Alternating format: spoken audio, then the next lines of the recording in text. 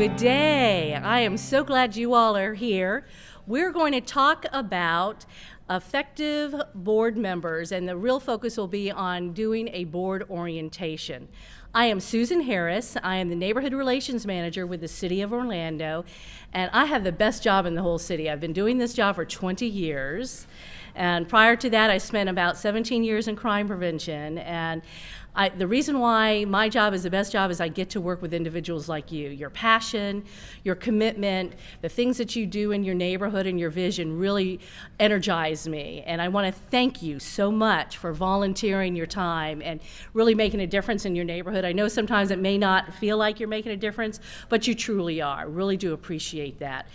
I'm going to also ask you to hold your questions until the end so I can get through the presentation, and then we'll be able to spend some time dialoguing and responding to questions and sharing best practices. I will ask you, though, when we're going through the orientation outline, what else is missing? What else, do you think needs to be added? And again, remember to wait until you get the microphone to answer. And if you would state your name and your neighborhood and your city or county, that would also be a big help so that we all know, who's in the room and where you're coming from. This workshop today, Roadmap to Effective Board Members, is we're going to accomplish two things. I'm going to provide you with just a simple and effective outline and things to think about in doing an orientation.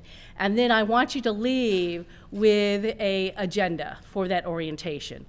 I also want you to look at the handouts, and you've got two. You have the PowerPoint, and then you also have a little handbook here. I'm not going to read this handbook, and I'm not covering everything in this handbook. We're going to focus really on the orientation. I find that the orientations are extremely important. How many of you actually do orientations? Wonderful. How many of you actually had an orientation when you first started your volunteer leadership position? Okay, it's pretty typical, because what happens with orientations is lots of times that's the last thing we think about. We're just so happy to get someone in those seats that we just start moving forward. What I hope to accomplish today, though, is to get you all to realize how important this is.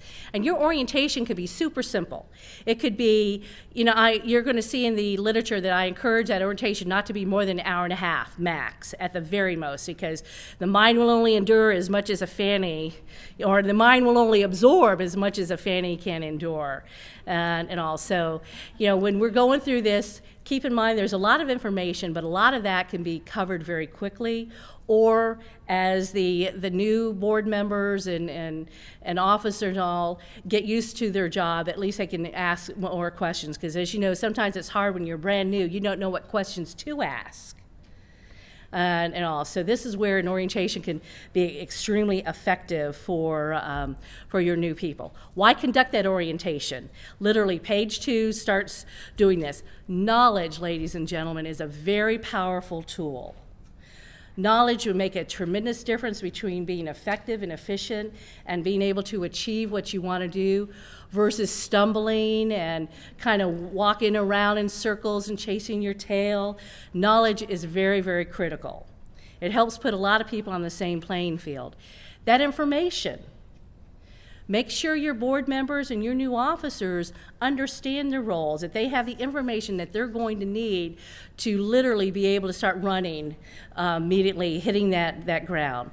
And then the very important thing, and this is an area that sometimes gets a little lost, is understanding their role. How many of you all actually have written job descriptions? Okay, pretty typical. It's just a few of you in the room.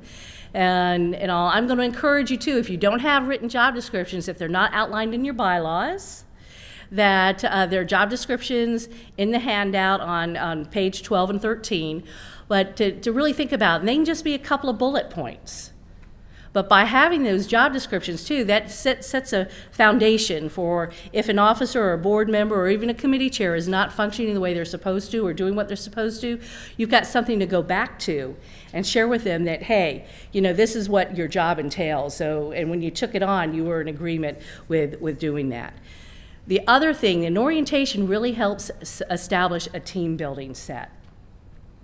The fact that you're recognizing someone's new is coming into the fold and you're wanting to bring them up to speed and that they're important enough to share this information. So you're also building team. It's very important. One of the first things, how many of you all have a board notebook or an electronic file or something out on your website that outlines what the boards do? Just a few of you, okay. And again, that's very typical.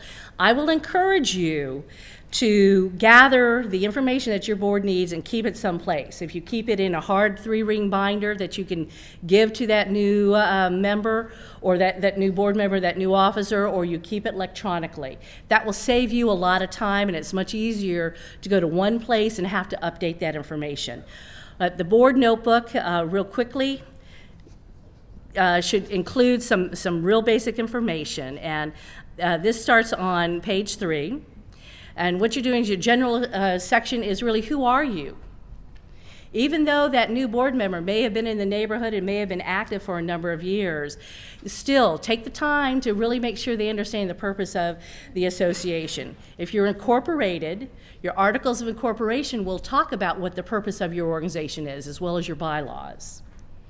Also, how many of you all are mandatory associations, which have deed restrictions?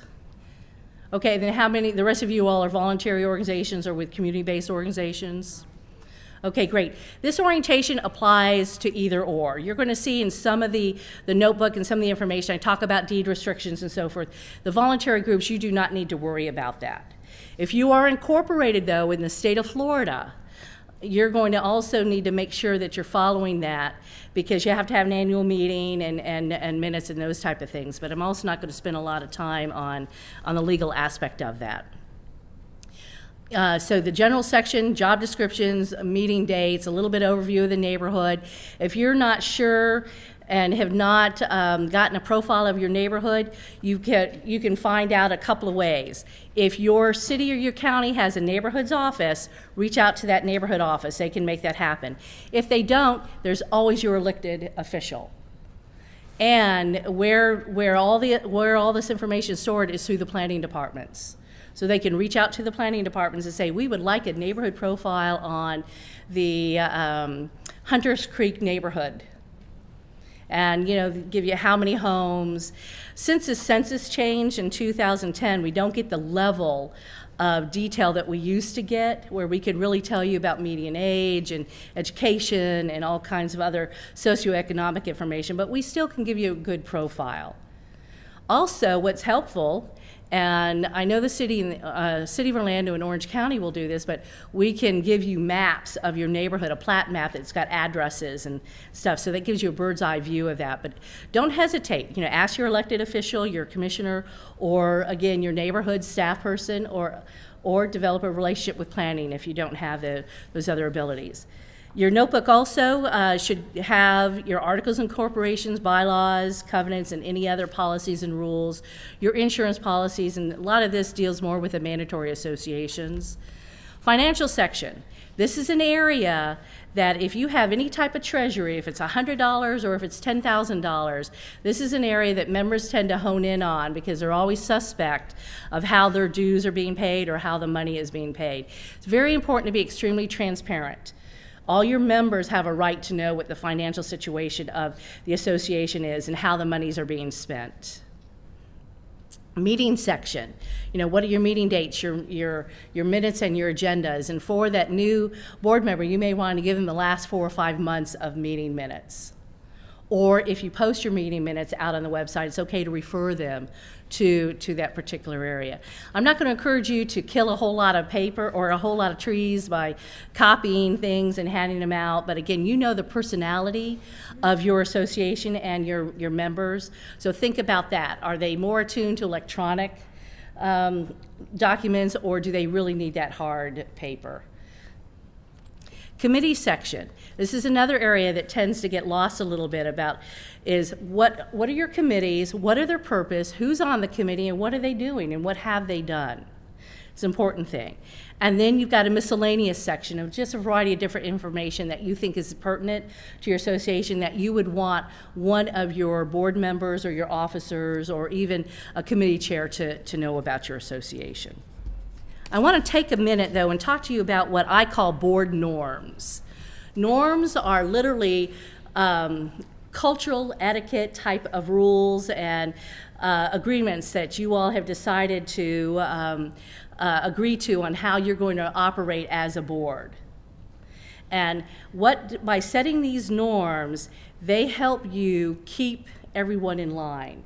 Because in setting these, everyone that's on the board is agreeing to these. So if someone comes to the meeting late, it's very easy to simply say, hey, Susan, remember, one of our norms is being here 10 minutes before the meeting starts and ready to start on time.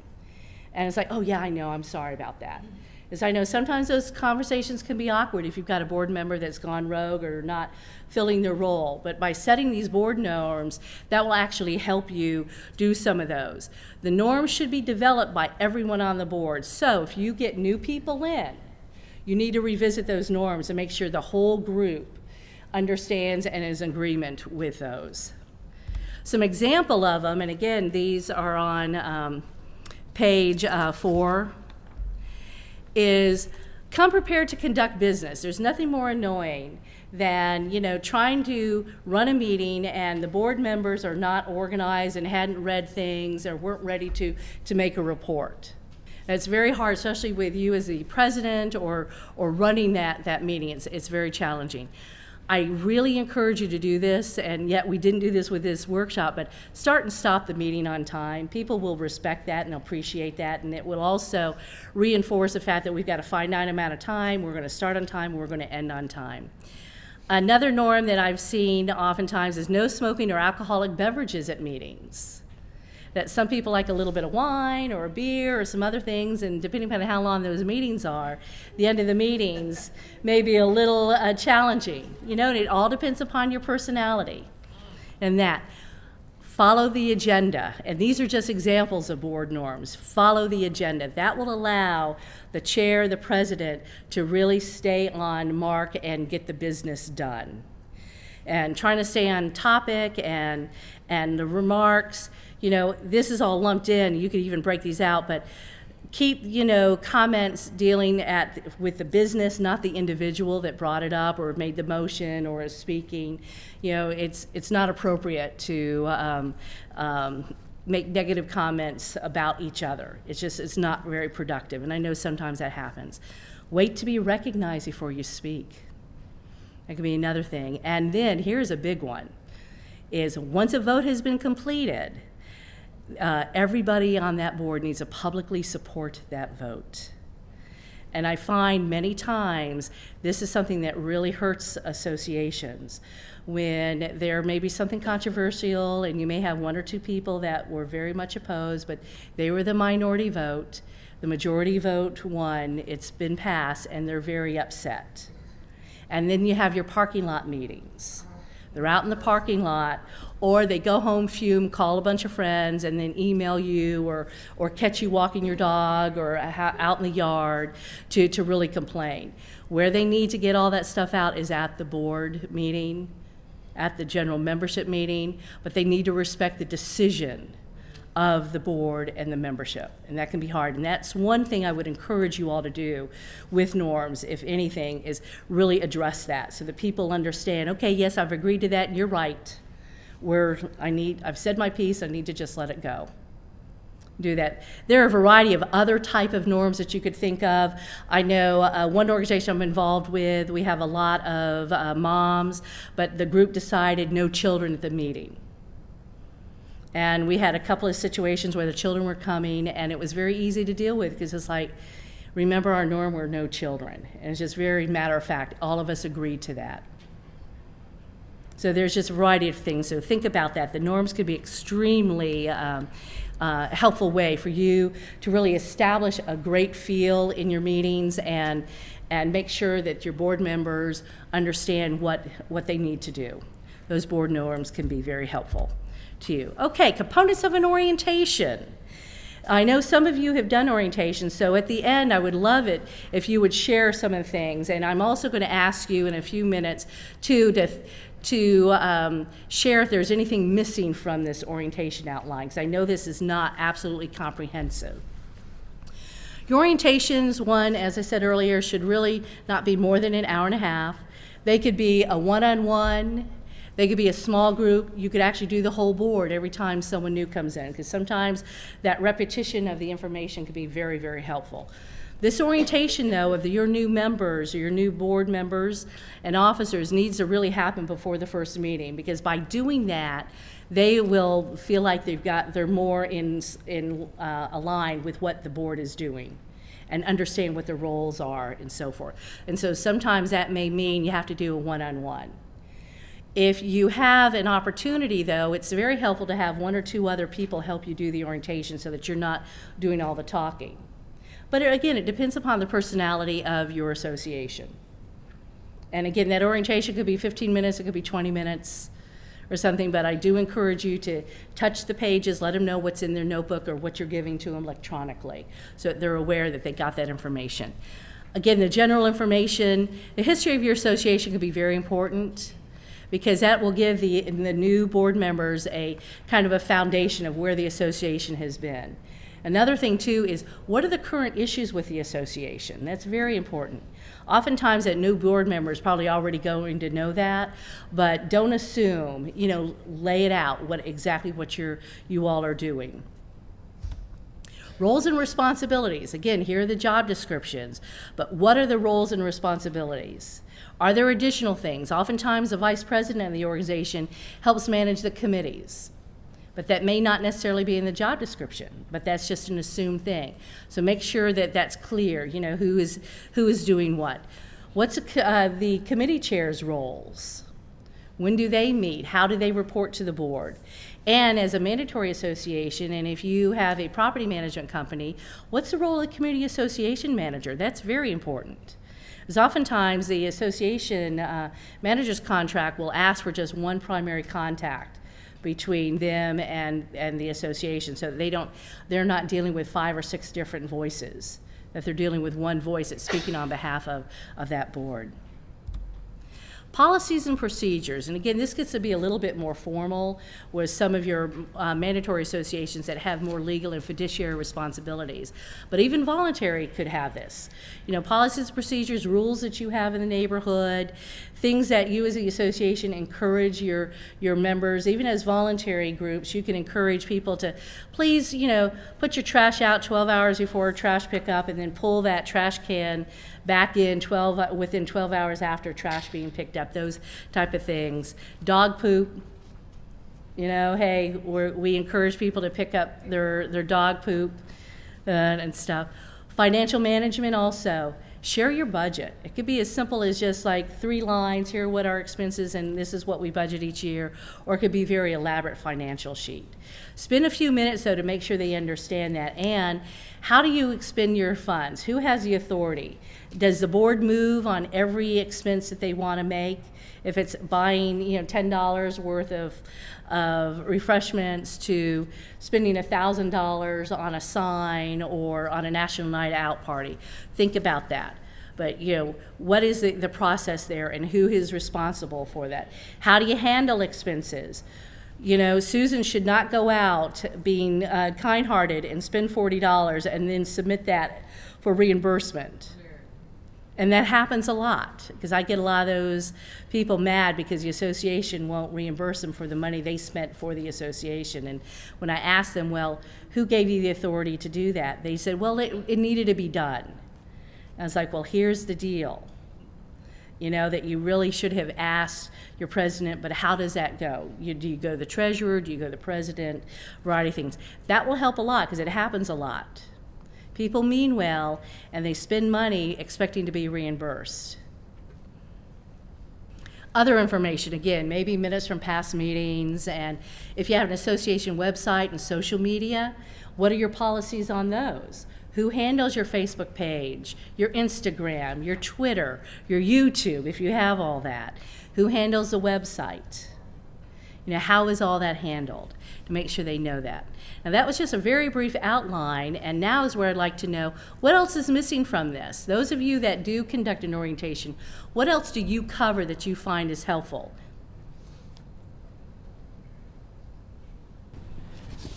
We always stress at our orientation that we are a working board, and so we have a very strong attendance policy that if there's for a reason they feel their work or whatever is happening in their life, they won't be able to attend our board meetings, that would necessarily be a detriment in terms of them joining the board. So we do stress that in our orientation. Bertina, that's a very good point. And, literally that could also be a norm, that, gee, your board may meet 12 times a year and you're allowed to miss 3 meetings and so forth. So yes, very, very important for people to understand that, because we all know too that people get elected to their board and then there are no-shows. And you're counting on them to do that. Most definitely. Anyone else have any comments or anything else they want to share? All right, we will move on. Thank you, Bertina. Here's a sample agenda, and this is just very, very simple. I've got 7 points here: the opening, the overview of your association structure, operating docs, your financial information, other information, and closing. And we're going to go over those a little bit. In the opening, it's important to do some icebreakers so that people know, even though you all may know each other for a long time, have been working together, still be a little bit more formal here. Like, how long have they lived in the neighborhood? Where did they grow up? How did they get here? Why did they live in this neighborhood? What do they find is wonderful about living in their neighborhood? And a really fun question to ask too is, why do you want to run for the board? What do you hope to accomplish while serving on the board?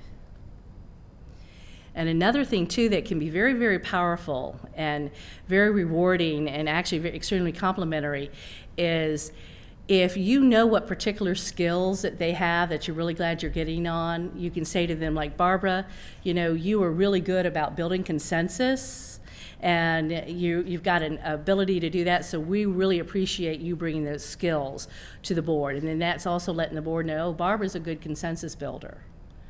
And then maybe so-and-so has relationships with a lot of individuals and they're great at recruiting volunteers for events and those type of things there.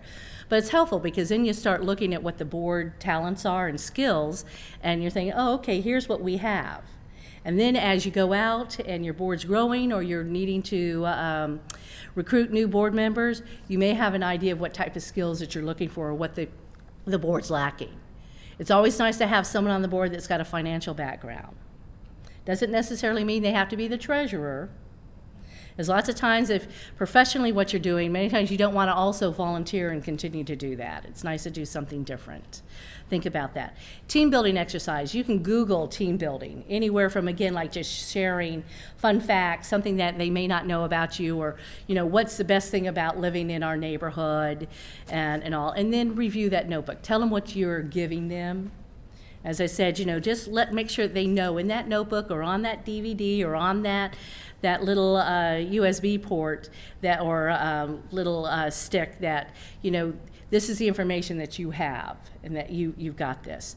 Overview of the association, again, as I said, this is really important because that helps everyone be on the same foundation. It's amazing the different perceptions people have of the neighborhood. Some people may not know some of those really great facts about the neighborhood, even though they've lived there for years, as they may not have been a priority for them or been that important to them. Talk about your membership. How many members do you have? If you've got 2,500 homes and you're a volunteer organization, how many are actually dues-paying members? What's your membership look like? What do they enjoy? What are your goals and objectives as a board and an association? Your association structure, again, this talks about your board and officer roles. What are the expectations and responsibilities? Meeting attendance, as Bertina brought out. The board norms. Visit again, that new board needs to all agree to what those norms are. And again, those norms could be just a couple or they could be a whole list. I encourage you though to keep your norms broad and don't set up, lots and lots of rules that you apply for, because then it doesn't sound like it's going to be a whole lot of fun serving on the board. But again, those board norms can really help you with the culture and running of your board, because it makes it a whole lot easier to bring something to someone's attention that they're not complying with because they had originally agreed to do that, rather than them feeling like they didn't know that they had to do that. The committees, the roles, rosters, and projects too. What are they doing? Your operating documents, your bylaws, your covenants, your deed restrictions, Florida statutes for the mandatory associations, or if you're incorporated in the state of Florida, you should also have a copy of Florida Statute 617. You can Google these. You can also go to state of Florida and get them online. Pretty exciting reading. Oh boy. Financial information, again. The budget, what's your budget? You know, some people say, we don't have a budget because we got a small treasury of $500 a year. Still, you need to budget $500 because, as I said earlier, the financial end is an area too that a lot of other members that may not be directly involved get a little touchy about. They want to know where their $5 a year is going, or their $50 a year, or as a mandatory, I've seen dues as much as $1,300 a month. Yeah. You know, and people, that's their money. They may not be on that board. They may not have the control of spending that. So it's very important for you to be transparent with that. And again, make sure the board members understand how the board spends money, and that a board member should not just go out arbitrarily and spend money and then expect to be reimbursed. And that other information, what other information about the association? You know, collect contact information of the new board members if you don't already have that. Your mandatory associations, I hope you all realize this, that you're not able to share email addresses without written permission from the individual board members or even your members. So be sensitive to that, just so that you know. Share information. What about what I'm sorry, I should have raised. Or Barbara, let's get if we get a microphone to her. Hi, my name is Barbara. I'm from Casa de Sol. In Orlando. In Orlando. You said we can, I thought only the condominiums can share the emails. Is now the HOAs also. Florida statute changed last year. Oh, because that I just left Taylor and they see it's at, yeah. Robert said that you did not have to have permission to share email addresses? No, he said we couldn't share emails at all, being an HOA. You could not. Right. You can share them if you have written permission. Now, I'm not an attorney. Okay. And there may have been something that changed in 2014 legislature, so that would be something to talk to an attorney about. Okay. But I know the mandatory associations, you cannot just arbitrarily share email addresses. No. Even with your government entity, which frustrates the heck out of me, because then I have to wait for the individual board members to yes. contact me. Thank you. And give me their emails. Okay. Definitely. On that. All right, but make sure you collect that information. You as the board, the president, the secretary, that you get that information, find out how they want to do that. And then wrap up. That's just a very, very simple agenda. Some tips. Select a date and a time and location that is really conducive to your orientation. And again, this all depends upon the personality of your association and how you want to conduct that. If you're going to do a one-on-one orientation, it could be in your home, it could be in the board member's home, it could be wherever in that. But I really do encourage you to try to do the orientation before the first board member or membership meeting, so that those new board members feel like they're up to speed on what is going on. Keep that orientation to an hour and a half max. If you have to go longer, do breaks and make it a little bit more fun, because otherwise that can be really tough, because even though they may have been involved with the association, they're getting an awful lot of new information because they're now getting into the governance of the association. It's very different than just being Molly member. And you all know that, definitely. You also may want to think about conducting an orientation for committee members and let the committee chairs do that, but think about that because that, again, is helping to build team. And I encourage you to distribute the written material in advance, that board notebook, or give them access to what's posted online or the electronic files. Let them get that in advance too so they can scroll through that. Provide name tags or tents. You know, and again, that depends upon the personality. If you know everyone knows each other, then that may not be necessary at all. But if there are new people and you as a president or been very involved, you're not really sure who they are, then just give name tags to everyone because it's much more comfortable when people know. Because they may know faces but may not be able to remember names.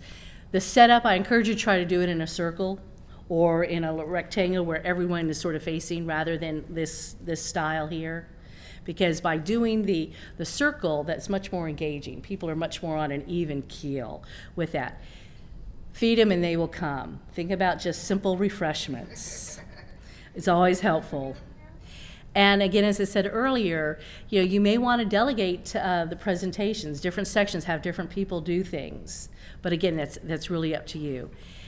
And one important thing, we're not going to spend, I'm not going to go over this today because we don't have the time, but that is, if you're not setting annual goals as an association and a board, you really need to. And it's very important for you all to have a sense of success and achievement. So whatever your new fiscal year, if it starts in January, if it's a different time, spend a little bit of your board meeting or your membership meeting setting a few goals. Set some low-hanging goals that you can accomplish and feel like, great, we did these 3 things. And one of the goals I'm always saying to the associations is make sure you have a great relationship with your elected official. And I'm going to pick on our school board member. Many of our associations forget about their elected school board members. Those school board members have a very powerful voice on what is happening with your children and your schools. And so it's really great for that school board member to have a relationship with you all as an association. So if you're concerned, if you're hearing rumors that they're going to close a school or they're going to redistrict schools, that you already have a rapport with that school board member and they're able to say, okay, I hear you, here's what's going on. And reason being, we have Kathleen Cat Gordon here in the second row who is on our Orange County Public School Board. And we appreciate her tremendously. Yes, but a goal really would be for you as an association to have a good working relationship with your elected officials. It makes a big difference. It really does. It truly does. And I hope you all have done that. Go set up a meeting and just go spend 15 minutes with them. Make sure that they know when you're meeting and invite them out. Because you all provide a very powerful platform for your elected officials. Because you're providing a forum, bringing together people, and the people that come out to your association meetings and that are involved with your association are voters. And they're the ones that really care about the neighborhood, and it is an excellent platform for your leaders. You're very powerful in that way. Don't let anyone make you think that you're not important, and that a commissioner or an elected official would not come out to your meeting. Very, very important. To wrap up, and then we're going to kind of go into some open dialogue and questions, is remember, knowledge is powerful. It is very, very important. Knowledge helps put us all on the same playing field. No one likes to feel stupid. Think about that. If you do not have an organized board notebook or all those documents electronically, make that a priority and do that. That will save you a lot of time. And over the time, it'll save you a lot of headache because you've got an educated board member that knows what their expectations are, knows the information they need to have. Especially the mandatory associations. Conduct that orientation. I know it's one more thing to do for those that are not doing it, but it's going to save you time. And it will be well worth it because you're going to have educated people that have joined the board, and you've already opened up that dialogue with them, what the expectations are. The fact that they ran, or if they were nominated and chose not to decline the nomination and were elected, they have chosen to be elected to that position, so they now owe the association. They have responsibilities to the association. And I know many of you all, you may have board members of 5, 7, 10. I think the largest board I've ever seen was 22 people. And there's a handful that actually do the job. And most of you are probably wearing all the hats. Anyway, and it gets tiring. But by doing an orientation, you're setting expectations and letting people know, and it's easier to go back to that treasurer saying, hey, we're not getting financial reports. You know, don't you remember that's what the agreement was when you took on that position? Oh, I know, I'm sorry, I'll get on it. You know, but it just makes it easier to have that conversation. And then set those board norms. Sometimes people think it's a little silly, but the reality of it is you're setting the culture of the environment of your meetings. And it makes it so much easier to deal with people that are not following the rules or coming in late or are drinking heavily or being very distracting. And I love this quote from Benjamin Franklin. Tell me and I forget, teach me and I remember, involve me and I learn. Extremely important, you all know. Think about it when you took on your positions and you did not have an orientation on, there may have been some things that you felt awkward at and that you weren't quite sure what you needed to do. But if you had had an orientation, even if it was a 15-minute orientation, like, hey, here's this, then it would have given you a little bit more comfort of the fact that, okay, I can do this. I know what is expected of me. All right. Questions. I would love to hear from someone that does an orientation, and what I'd like to know is what are the advantages and then what are some of the challenges that you have run across with conducting your orientations? Bob, am I going to pick on you? Hi, I'm Bob Andrews with Hunters Creek Community Association. I'm one of the newer board members. And I was just remembering when I sat down for the orientation with our vice president was helping me and another board member, and it was interesting. And if I had not had that, the first meeting would have been extremely difficult, or more difficult than I'd even thought about, because I understood the parameters and the things that were expected of me as a board member. But I already understood first that my values and stuff are part of me, but my ideas and thoughts on things were moot once I took this role. Being a board member, I represent the residents of the committee, of the community, and that's where my head's at when I'm sitting with the hat on as a board member. Excellent. And I got that right off.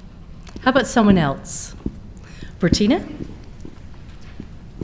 We are not an HOA, we're a community-based organization. We discovered some years ago the work we do is very, we do a lot of work with government and we interact with a lot of agencies, so that we put in our bylaws that no one could be the chairman of our board unless they had been on the board for at least a year. I don't know, other people face these challenges, but that somehow eliminated this issue with somebody coming in, and because it takes a good year being on our board to just understand what's going on and what's happening. So we did that a number of years ago. We also, at the time we do orientation, if we have enough time, you say an hour and a half, but we try to keep our board has a specific time limit, beginning and end. So we try to begin the strategic planning, the annual strategic planning, and carry it over to the next meeting if we haven't finished. But we do that every year to set our goals. And that has been very, very helpful for us to actually achieve our goals over the years. You want to, before you give that microphone back, you want to say what your organization is? Oh, the Pine Hills Community Council. Anyone else want to share anything? I don't work in a neighborhood. I work for Hillsborough County, so I am your neighborhood office. But one thing we do in partnership with our boards is that when they have orientations, I provide them through my office phone numbers and contacts throughout the county. We also have what we call Government Leadership University that we encourage all of our board members, especially the presidents, to go through, because then it gives them an opportunity to meet the directors and the people that are actually in the field so that they know them and they know who to call. But we give them important phone numbers from who their commissioners are to who their school board members are. But we also give them, like, if you need a permit, planning and zoning, but we give them, like, if you have child abuse, any type of information that they would need, we provide to that board, and we actually help them do the orientation. So, you know, a lot of people say, take back your neighborhood. For Hillsborough County, and I hope for most governments, we're not asking you to take it back. We're just asking you to participate in it and let us do the same. We're not there to fight. We're there to help. So there's a lot of information in your government offices that I encourage every board member in every neighborhood to reach out and find out what that information is. Wanda, that is such a great point, and I actually was sitting here going, oh my gosh, I did not include that in this presentation.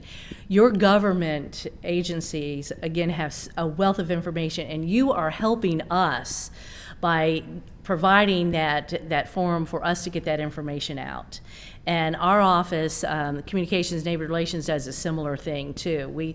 We've got all kinds of phone numbers that we share. We've got some brochures that list a variety of phone numbers, but also many times we know what the real issues are in the neighborhood, and therefore we make sure those additional phone numbers or resources are also included.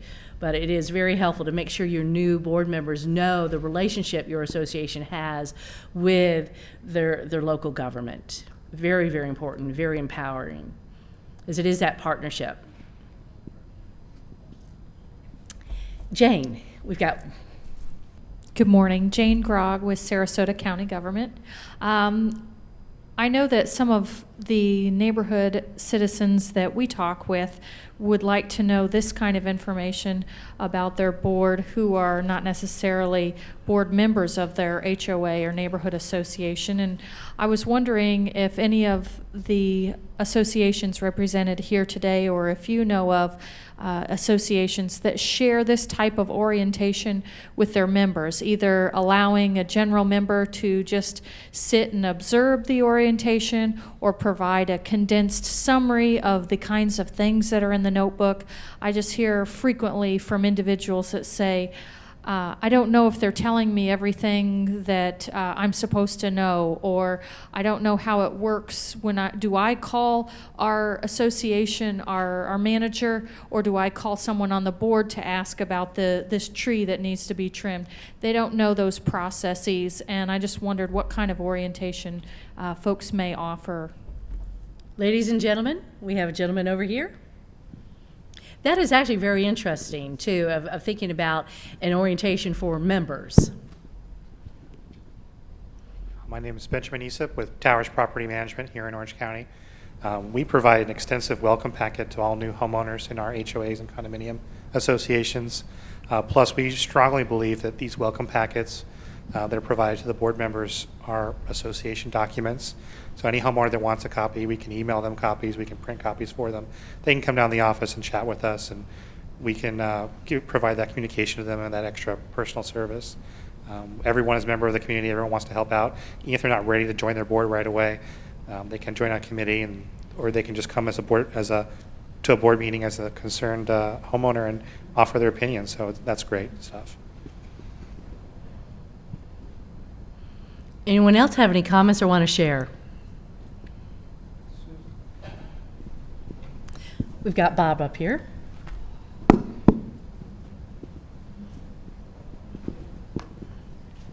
Yeah. Regarding the information site, the Hunters Creek Community Association has a website. It's hunterscreekcommunityassociation.net.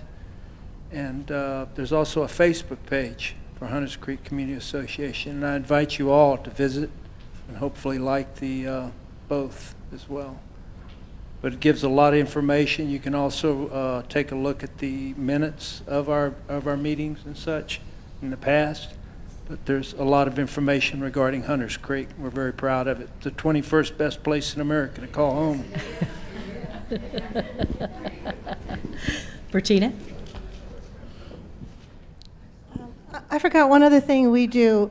Because we are a community-based organization, it's sometimes hard for people to feel that you are coming from to a situation or a problem with some authority, is that we have our own website, our Facebook, but we also have posted the bios of all our board members on our website so they could see the expertise of our board. Because, you know, just meeting you and I, we talk, but we don't really know what do we bring to the table. So this way, our public can go to our website and say, oh, there's a lawyer, there's somebody who has, you know, some expertise in finances and that kind of thing. So they feel more confident, and it gives your council more respectability. I hate to say that, but it's hard for, I think, a community-based organization to sometimes be elevated that way.